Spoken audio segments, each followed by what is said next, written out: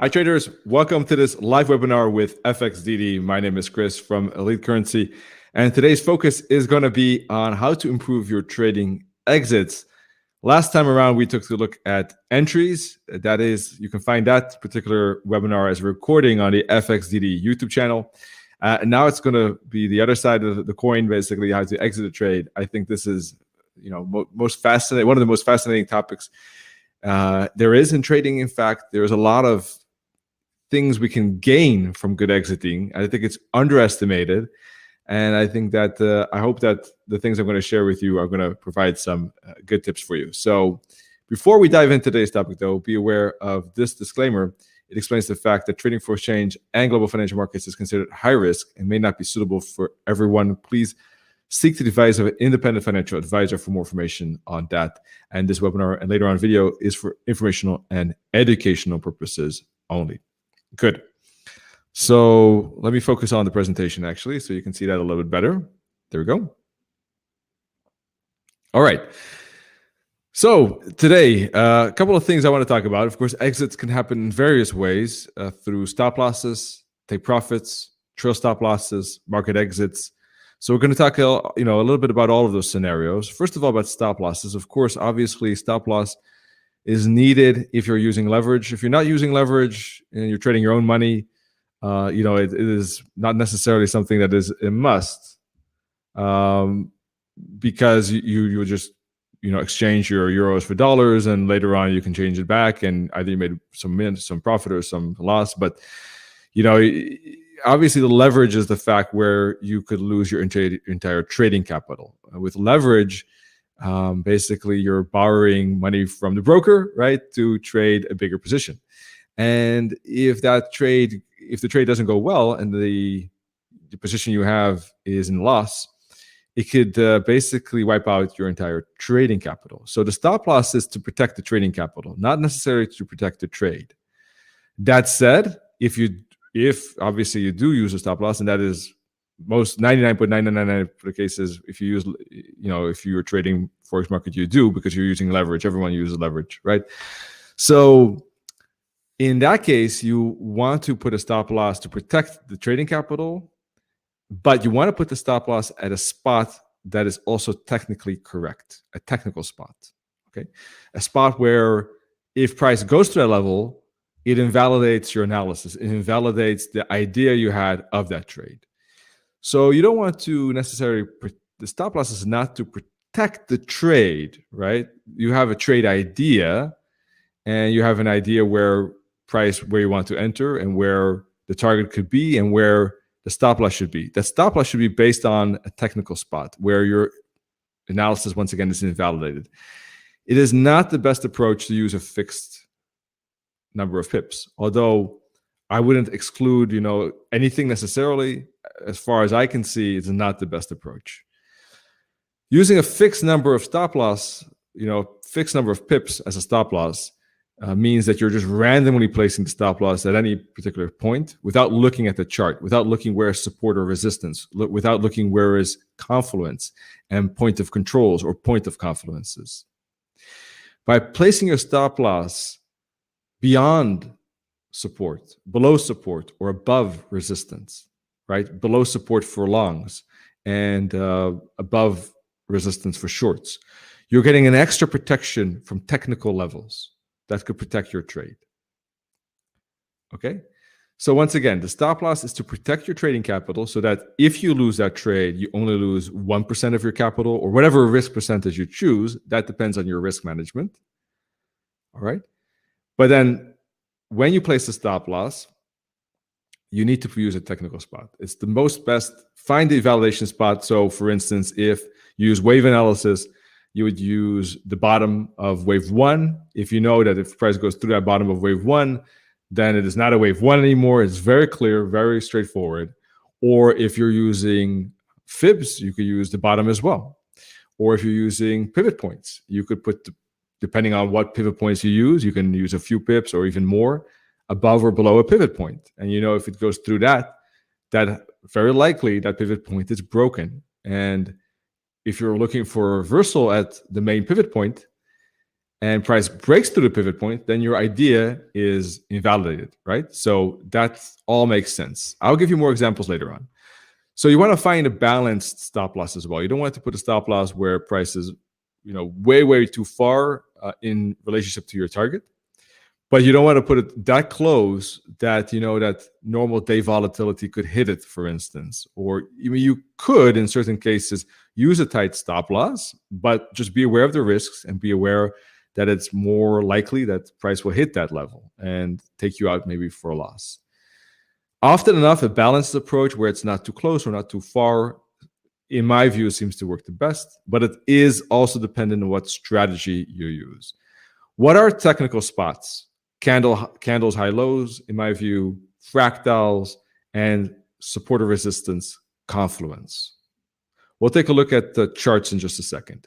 So this is just a theory kind of I wanted to share with you with regard to stop losses.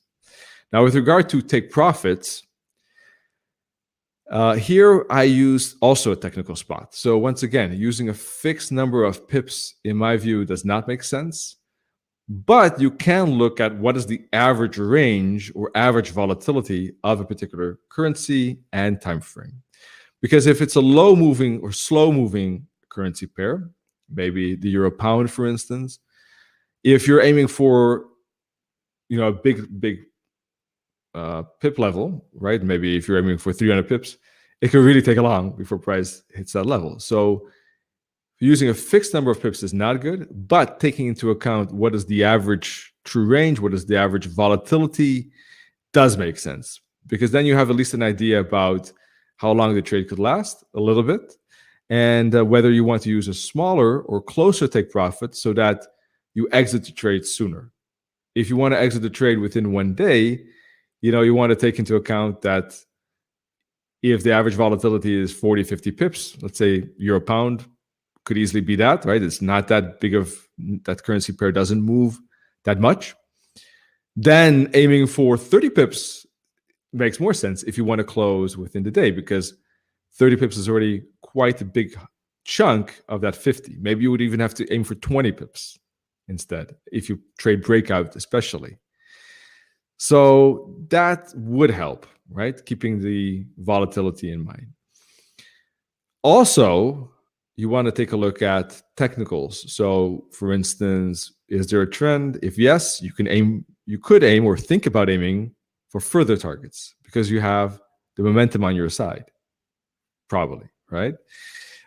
Is there space? If you look at support or resistance, is there a lot of space between the resistance, the first resistance, and the next resistance, right? So if there's a lot of space, you could also be a little bit more patient in aiming for further targets. If there's not, you might want to aim for closer targets. What kind of targets, tools do I use? Basically, Fibonacci targets, Fibonacci sequence levels. You could use Fibonacci extensions, of course, Fibonacci retracement levels. All of that give very valuable levels that are deeply connected to the market. So absolutely recommend that. I personally add minus levels to my Fibonacci retracement tool. So I have retracement levels and targets on one tool. I think we already did a fib webinars. If I remember correctly, we already did that with FXDD. So you can check out FXDD YouTube channel for those levels and how I place the fibs, etc. But basically, I use one tool that has retracement and targets in one shot. So that saves some time. And I use the -27, -27.2 target, and the -61.8 target. Those are great targets, the best. I love them. They work magic for Forex market in any case. Pivot points, of course, but also just using market structure, like moving averages, in fact, and trend lines, and understanding where the patterns. So based on that, you can also get generally a good feeling about how far and how much price could move before it bumps into some support or resistance or maybe reversal territory. Of course, patterns in general work well as well. Chart patterns, divergence patterns, impulse and corrective patterns, of course. All of that help get a feeling about market structure. But if you want to keep it simple, moving averages and trend lines give a lot of info about what you could expect as a price movement and what kind of targets could be realistic. So those are the three things I would say are my number one tip for identifying the best technical spot or spots for finding your take profits. Okay, so that is my the theory on that. I'm going to show live charts soon to give you practical examples as well. Now there's a question of trade management, because you have a stop loss, you have a TP. Those are ways you can exit, right? You enter the market, you have either a long or short setup. So obviously the only way to exit is either by price hitting your take profit at this moment, we've discussed so far, or price hit your stop loss for a loss. The take profit, of course, you close for a win. Take profit is above price for longs, below price for shorts. Of course, stop loss is above price for shorts and below for longs. Now, there's also the question of trade management. Once you've entered, you already have your TP and stop loss. You should do that right away. You don't want to leave it open. You have to do that immediately, right away with the entry, or if you enter, then 1 second after you enter, you add that information, right? But there's also a question of trade management, and that allows you to make decisions and actively intervene in that trade. If you only use the stop loss and take profit and don't do anything else and just leave the trade as it is, and you just wait for price to hit either the TP or the stop loss, that's called passive trade management, in the sense that you're doing nothing. It's passive. You're just waiting. You can walk away from the chart in a way and just, you're not doing anything. You're just looking, not looking. It doesn't matter. You're just not intervening. Active trade management, of course, allows you to make decisions based on new information. And the candles that arrive give new information, and you can take that into account and check whether your original analysis is still valid. Is it still likely? And do you want to do something about it, right? So that requires a little bit more experience. It requires a little bit more self-discipline, in the sense that you don't intervene too soon or too late. And that's a little bit more, tricky. Passive is easier in the sense that rules are rules and you don't do anything with that trade. Now, the advantage of active, however, is that you can listen to the market, see what it tells you, and take that new information into account to make better trade decisions. If you are able to capitalize on that, if you have enough experience and can manage those emotions, let's say, because it's also very much connected to trading psychology. So active is, in my view, much better, but it requires some practice. The active trade management approach that I use, and I personally recommend as a good way to tackle trade management, is by a sort of 4-phase approach, where, let's say, you either wait or be less patient, what I call tight, okay? And those rotate. And of course, there's a little bit of a gray zone when you switch from 1 to 2, from 2 to 3, and from 3 to 4. And I'll explain that. But first of all, just let me explain the theory.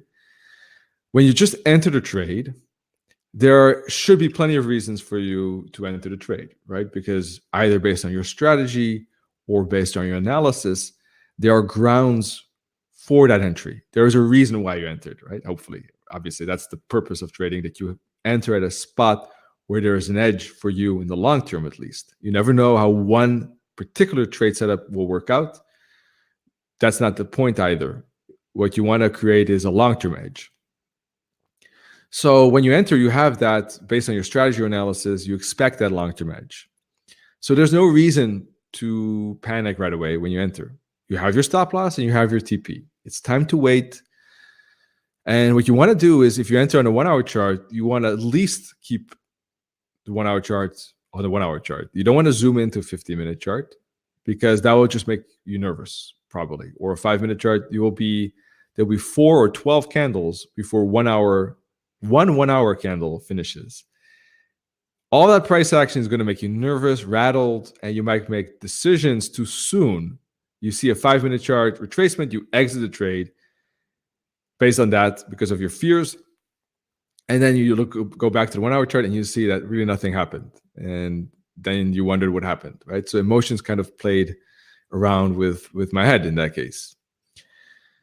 So best is not to do that, not at the beginning at least, so that you just you keep in mind why you had entered that trade. If you're not sure about that trade at the very beginning, at the very first place, then maybe not enter, right? Would have been better maybe to skip that trade idea and stay out of the market. It's also perfectly fine to wait for better opportunities, because if you take a trade, you have to also see it as kind of a psychological expense that you make. You might say, okay, I can take a trade another time, but do you still have that energy? Do you still have that mental focus to take another trade? Maybe the second one, yes, but the third one or fourth one in one day, there's a certain thing as decision fatigue, so that eventually you might stop for the day. So even though you think, oh, I can take a chance on this trade, keep in mind that that's a decision fatigue that counts towards the day. So you might take that first trade that isn't that great, but later on you might get tired, you might stop for the trading day, and you might miss a good opportunity because of that. So taking entry shouldn't be taken too lightly either, right? So there should be sufficient grounds for taking a trade because of that as well.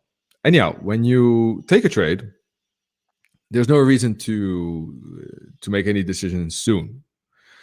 And with soon, it varies, but I would say at least a couple of candles, right? I mean, if you're looking at 15-minute chart, I mean, at least 4 or 5 candles, you got to keep an eye. There's nothing that, normally speaking, could change that mind that quickly.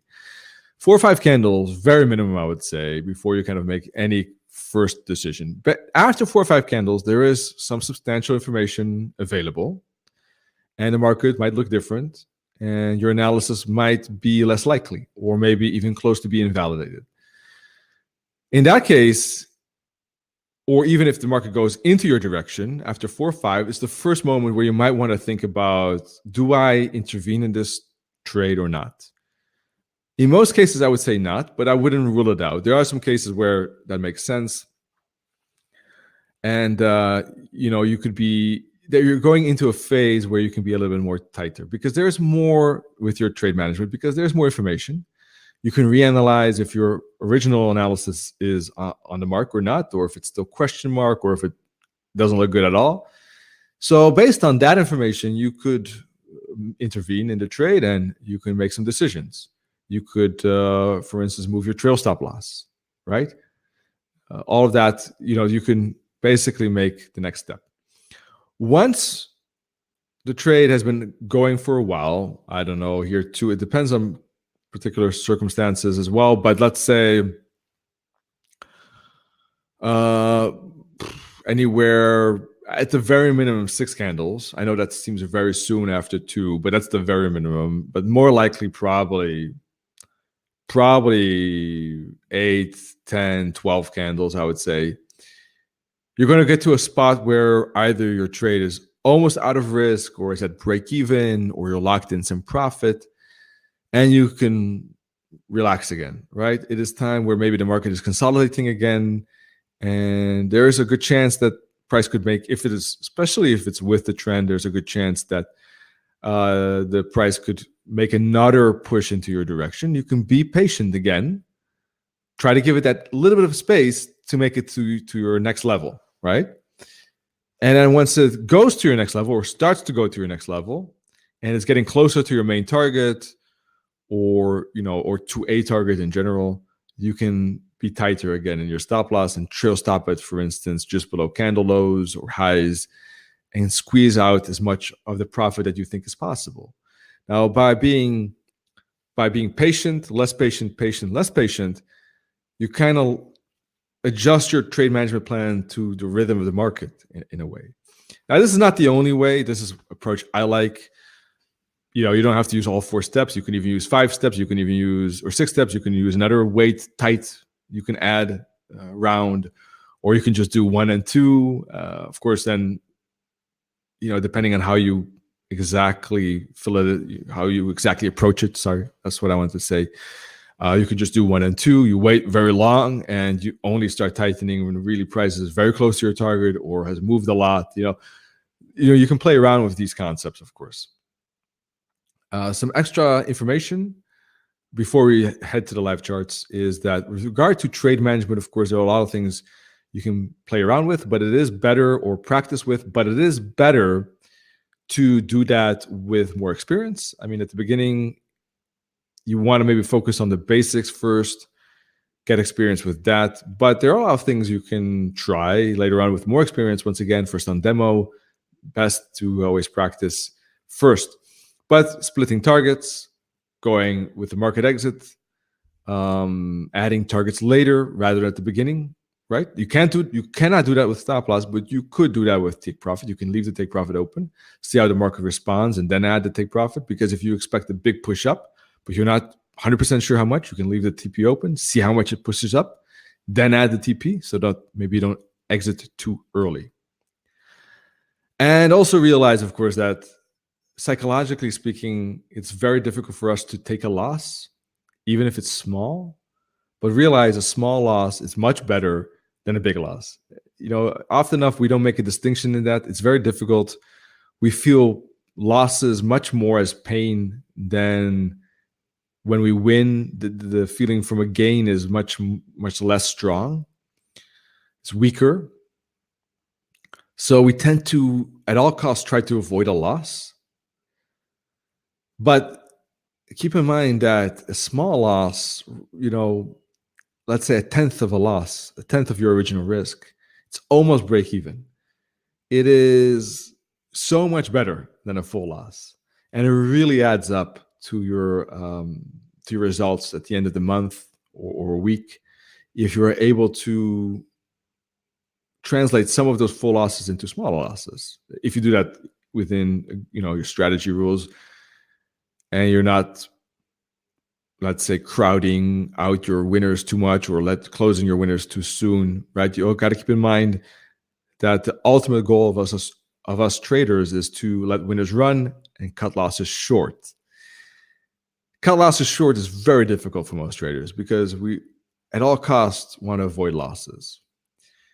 All right, so let me show you the live charts. In the meantime, if you're looking at the recording on the YouTube, you can check out more live webinars with FXDD through these links. Crowdcast top link is for trading sessions, and the bottom link is for educational webinars like this. But that's, of course, not going to be it for today. We're going to show you live charts. Hang on. There we go.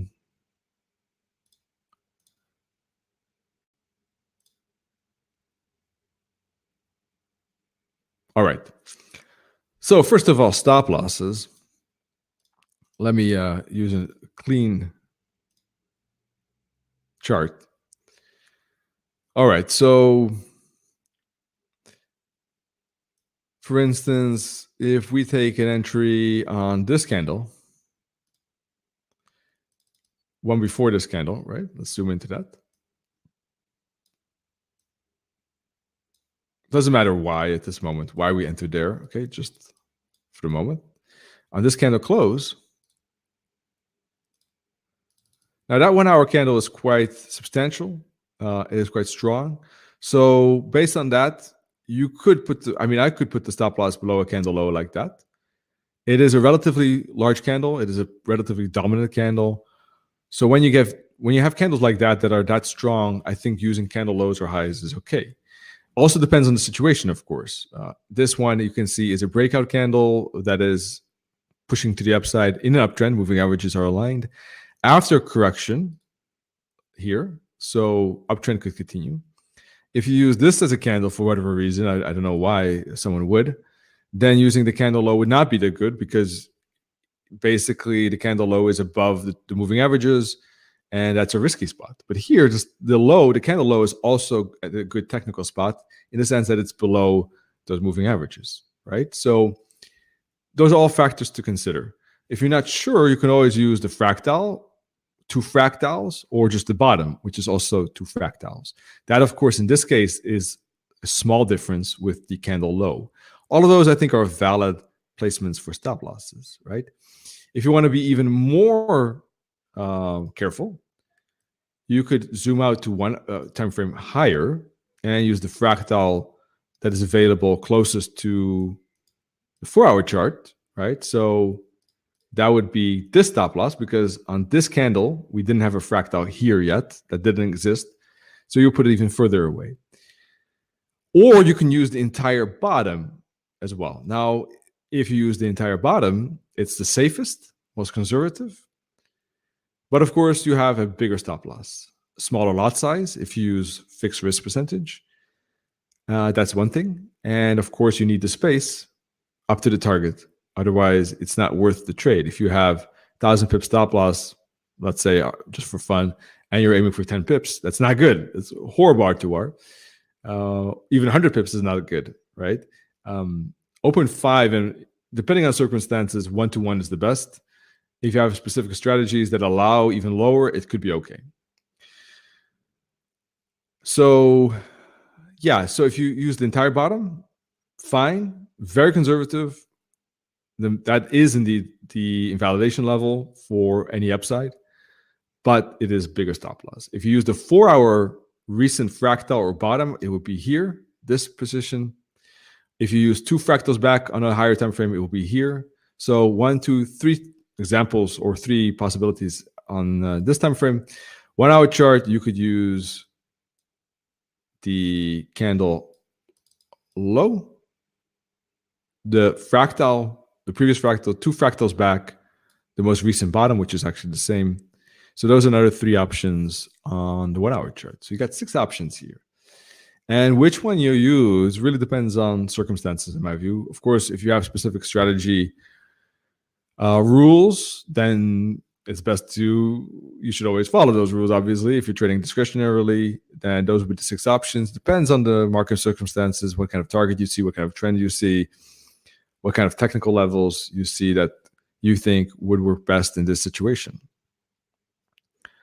In retrospect, I don't know which one I would use. I mean, as I said, balance is often best. But in this case, a tight one could work because of a pretty good breakout candle. If it would not be a good breakout candle, I would not use the candle low. Let me say it this way. I would definitely go back at least 2 fractals here on the 1-hour chart, probably, or at least below. Well, maybe the 2 fractals is not that important. It is specifically the fractal that is below the 144 EMA, which makes it stronger in my view. So I would go below the bottom at the 144 EMA, probably, right? But if you want to be safe, definitely 4-hour chart, fractal on that time frame lower, of course, gives you more space, makes it less risky. I would tend to not use the entire bottom personally, unless I'm really trading some swing setup for weeks or something like that. Typically, I don't do that. I try to find a tighter stop loss that is still within a reasonable spot. All right, take profit. So let's say we entered this candle. We were talking about this live, that this could be at least a ABC, if not an uptrend. This was a break above the 21 EMA, and this is the second break above the 21 EMA, indicating reversal. So this was the breakout candle.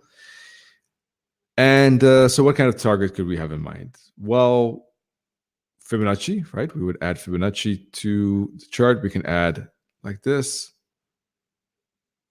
Minus 272 target is too close, but minus 61.8 target could be okay. Minus 100 target, maybe even the minus 61.8 target could be the next one. If price moves up there, seems like it is doing that right now, could be the next Fib target to think about. So that could be one way to use Fibs for targeting pivot points. R1, R2 could be also levels to think about as exits. Of course, these are pivot points from this week. This particular trade was actually entered last week. This example, at least, right? But that's also possible to shift your TP based on the new weekly pivot points, right? There's nothing wrong with that in my view. So stop loss of this, by the way, of this candle, could it be the candle low? Maybe, but it's risky. Why? Because the candle low is in the 21 EMA. So in this case, I would probably rather go, although it's a good breakout candle, I would probably be rather thinking about the fractal in this case, personally. All right. Also because the 144 EMA and the 272 target is close and could provide some kind of reaction or bearish bounce. And it is also a reversal. So from this point of view, probably would use the fractal. And I would probably aim for any of these fib targets, higher ones, maybe minus 100, minus 161.8, because I am expecting a bigger upside also at that time. So what else could you use? Well, you could use moving averages, right? So if you're aiming for upside here, the 144 EMA, the 144 EMA are targeting or target levels to think about. And let's take a look at the 4-hour chart again. So yeah, we discussed moving averages, fibs, pivot points. Yeah, those are the really good targets to think about. Of course, you can use bands. You can use anything you like as well that you use as part of your strategy. But these are my favorite tools.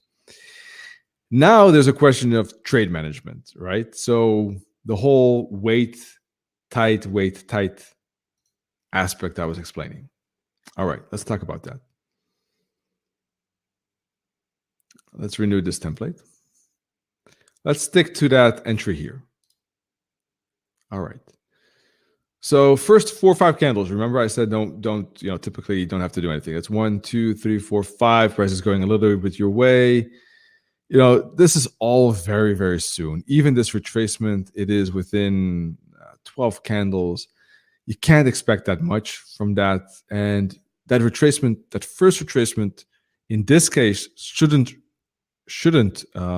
scare us that much because it is a reversal.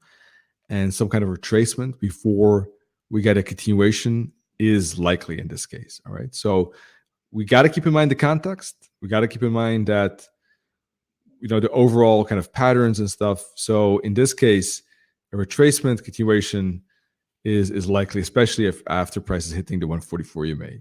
Now, once price bounces after being, already in the trade for 12 candles, then I would say it kind of changes the perspectives. At that point, I think we can transition from phase 1 to phase 2 and become a little bit tighter. We could first of all use this fractal to reduce the risk, if it's possible, right? If you have your stop loss below this fractal, you can do that. So the risk could be reduced by probably about 40%, or at least a third. Doesn't sound like much, but everything helps.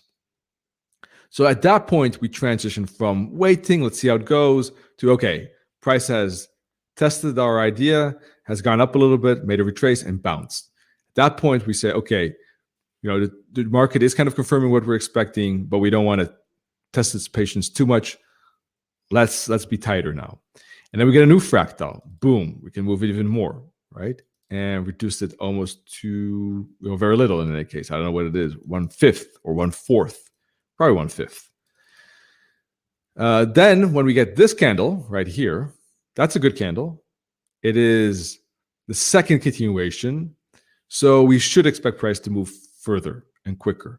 So we can be a little bit more patient because at that point we have almost a break even. So we get into the third phase where we are more patient. We try to let price move up to the target without intervening too much. Because if we start to intervene here, we might get knocked out by using a too tight trail stop loss at 112.86, and it's not necessarily needed because we can just wait and let price flow up to and move up towards the target without over pressuring it.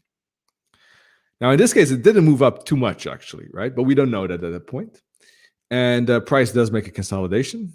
According to our analysis, we expect price to bounce at the very least or very last point, weekly pivot point, 144 EMA, previous stops. So after analyzing that, we can use this fractal right here at that point and move the trail stop loss into some take profit at this moment, right? That is using trade management without being too impatient. If it depends on when we move to phase 4, if you see price consolidating like that and you think that, okay, you've been patient enough, of course, you can use these fractals too right here and move it up into here. lock in some profit, but then you would have been knocked out of that trade. In this case, probably I think it would have been too quick to do that. But it is a border call. It is 50-50, right? If you would have remained patient, if you would have remained in phase 3, the stop loss would have stayed here. You would have survived this dip. And the stop loss would have stayed here. You would have survived this pullback, and now you would move it, and you would go into phase 4 now and use a tighter stop loss, trail stop loss, maybe even below each fractal, maybe even eventually below each candle like this. Okay, if you want to lock in more and more profit, you could be now in phase 4 of that original trade. From here, from this red level to this red level, I would still be in phase 3. But if at this point you move from phase 3 to 4 at these red lines, it is a close call, and it is possible to do that too. Okay, so now you understand, you see a practical example of each phase that I use, phase 1, 2, 3, 4, and the thoughts behind it. Are there any questions about that? Does it make sense what I'm saying here? Then I also, in the meantime, I'll continue. I also mentioned some other aspects. Market exit, of course. If you think that, for instance, right here at this spot, you don't think price will break above the resistance, you think there's going to be a bigger correction, and you're thinking, okay, I'd rather take the profit at this spot rather than trail stop loss, because I don't think that my target up in R2 is going to get hit, and I'd rather exit that trade right there for a market exit rather than using trail stop. That's one variation, one active trade management decision that can be done, right, at the right times. You don't want to do it too soon, but after being quite patient with this trade, there's nothing wrong with that idea, I think. What else did we mention? Cutting, of course, the trade with, cutting it short or cutting the loss short, of course, is great. Trying to make sure that you don't get a full loss, not at all costs, but at the right times. Moving to break even if possible is good. Let me check what I mentioned. I forgot. Splitting the target, indeed, or adding the target later. So let me discuss that. So, for instance, if you enter it here,